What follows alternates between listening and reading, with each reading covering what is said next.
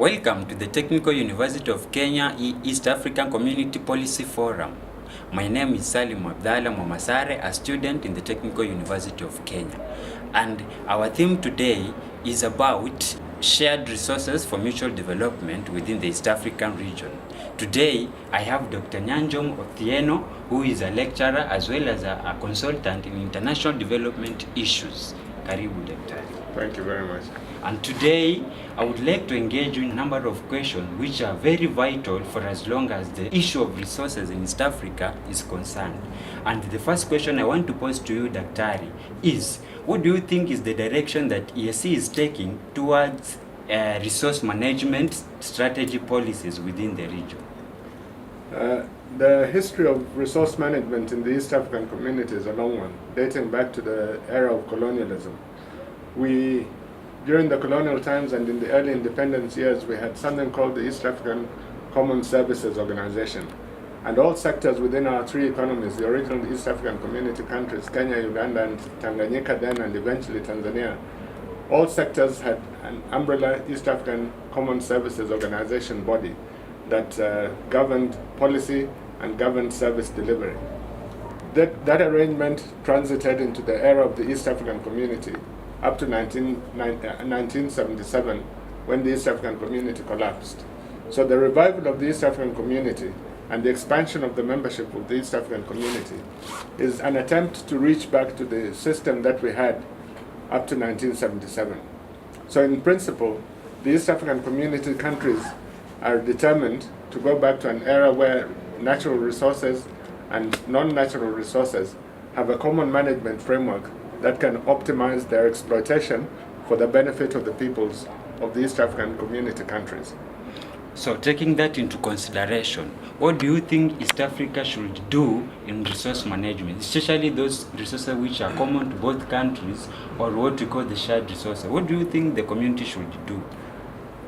Over time, our countries have gone in slightly different directions. During the era of the first East African community, there was a lot of things that we held in common. But as we have fought over space for development, our countries have sort of drifted apart. So one of the strategies for the East African community would be to find a way of drifting back together. If you think back to the history of the three countries that originally formed the East African community, Tanzania was a socialist country, Kenya was a capitalist country, Uganda was a country that was moving to the left towards socialism. And that created differences in the kind of development strategies that we adopted. So in spite of those fundamental differences, the leaders of the countries of the East African community, of the East African region, saw sense in returning to the framework of the East African community. And so in spite of the fact that we might have constitutional differences, we might have policy differences, there is every benefit to be gained from returning to a common resource management framework. For example, the Lake Victoria is an example of a shared resource over which there has been an attempt to have a common management framework. As a researcher and a scholar, I'm aware that the Swedish government has invested a lot of money in getting researchers in the East African countries to collaborate over research on how to manage Lake Victoria. I know that there's a lot of collaboration in managing wildlife services. We have had a lot of cooperation beyond the borders of the East African community in the physical infrastructure resources. So there is already a lot that is being done, but a lot needs to be done further to deepen, to open up the borders so that we minimize the cost of doing business across the borders, because all that will go into enhancing the management of natural resources. And we have a problem between Kenya and Uganda, for instance, over the Migingo Island. This has involved the international community. Yet, if the East African community was effective in managing resources between the countries, then the problem we see between Kenya and Uganda over Migingo would be something that is resolved locally rather than involving international partners. And now mentioning about the Kenya-Uganda Migingo conflict, and as we draw close to the ending of our interview, what role do you think ESC should play in mitigating conflict over shared resources? Well, first of all, ESC has got to deepen its involvement, its presence as a unifying body across the 6 member countries. At the moment, there's still a bit of hiccups about the operations of the East African Community.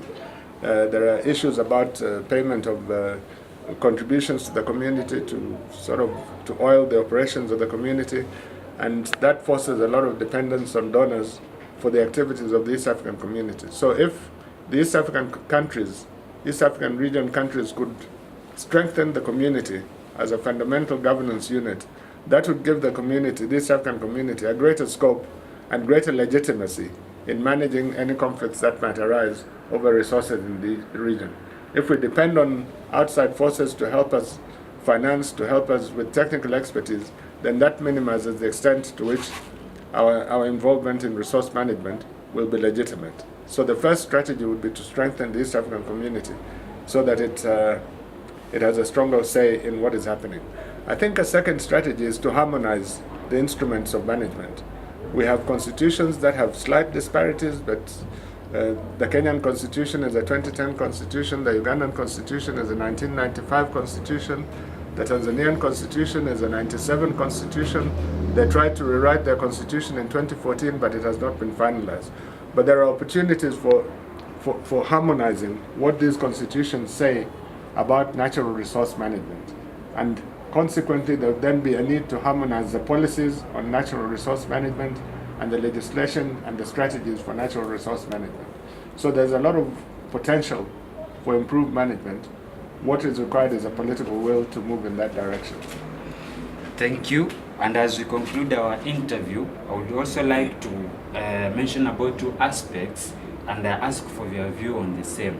Number 1 is, I understand, in order for us to solve these resource conflict issues, we need to involve a lot of stakeholders in trying to find solution of the same. So I would like to ask about 2 key stakeholders, and one of them is the ongoing youth digital platform where youth sensitize on the importance of the ESC.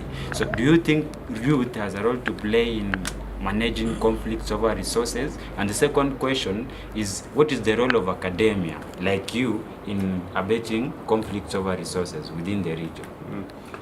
I think it is normally said that the youth are the leaders of tomorrow. So in that respect, the youth have every contribution to make to the improved management of resources, natural resources and other resources in the region. And I think that it's a good thing that the East African community is reaching out to young people in the universities. They need to go beyond the universities to go into the secondary schools, to have East African community clubs in secondary schools, in the polytechnic, in middle level colleges and so on, so that there's a broad, because it's not only the university graduates who are going to become leaders of tomorrow. There are a lot of people who will never go into the universities who will also be leaders of tomorrow. So it is important for East African community to reach out much more broadly.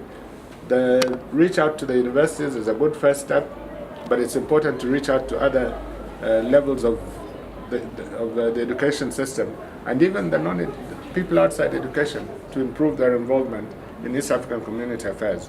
On the question of academia, one of the tragedies of academics after independence in African countries is that there has been very little money for research, and so policy implementation either relies on research that is conducted because of donor financing, or research that is conducted for other countries but is customized for our region. I think if our governments gave a lot more money to academia and a lot more freedom to conduct research, then academia would always provide the evidence on which to base policies that can improve, for instance, the management of resources within the East African community region.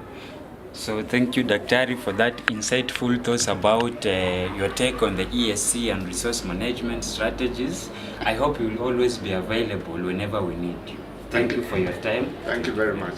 Thank you very much.